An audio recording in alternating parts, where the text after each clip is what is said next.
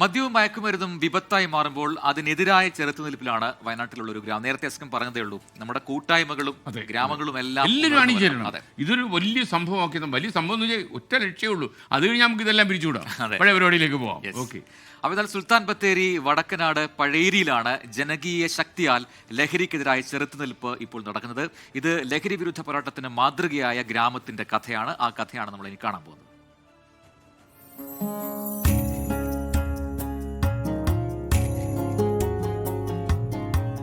പഴേരി ഒരു വയനാടൻ ഗ്രാമം.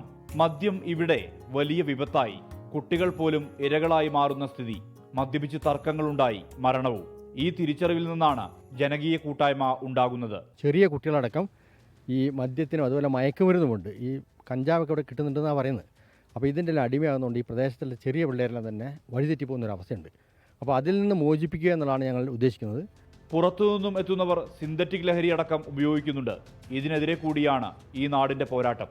ലഹരി വസ്തുക്കൾ സ്റ്റാമ്പായിട്ടും മരുന്നായിട്ടും കുത്തിവെപ്പായിട്ടും സിറഞ്ചായിട്ടും സുലഭമായിട്ട് ഈ പ്രദേശത്ത് എത്തുന്നതാണ്. അത് ബത്തേരിയിൽ നിന്നാണ് എത്തുന്നത്. അതാരാണ് ഇവരെ കയ്യിൽ എത്തിക്കുന്നതിനുള്ളിൽ എക്സൈസ് വകുപ്പും പോലീസ് വകുപ്പും അത് അന്വേഷിച്ച് അവരെ കണ്ടെത്തണം.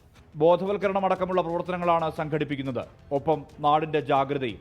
പ്രദേശത്ത് പോലീസിന്റെയും എക്സൈസിന്റെയും നിരീക്ഷണം കർശനമാക്കണമെന്ന നാട്ടുകാർ. ഇവിടുത്തെ പോലീസും അതുപോലെ തന്നെ എക്സൈസും അവരാണ് ഉണർന്ന് പ്രവർത്തിക്കേണ്ടത്. കാരണം ജനങ്ങളെ സംബന്ധിച്ച് ഇവിടെ മദ്യം വിൽക്കുന്നവരോട് പറയുക, നിങ്ങൾ വിൽക്കരുത്, ഈ പ്രദേശത്ത് ഇത്രമായിട്ടുള്ള മദ്യം വിൽക്കരുത്, അത് പറയാൻ മാത്രമാണ് ജനങ്ങൾക്ക് സംബന്ധിക്കുന്നത്. കാരണം ജനങ്ങളെ സംബന്ധിച്ച് നിയമപരമായിട്ട് ഒരു നടപടി എടുക്കാൻ കഴിയില്ല.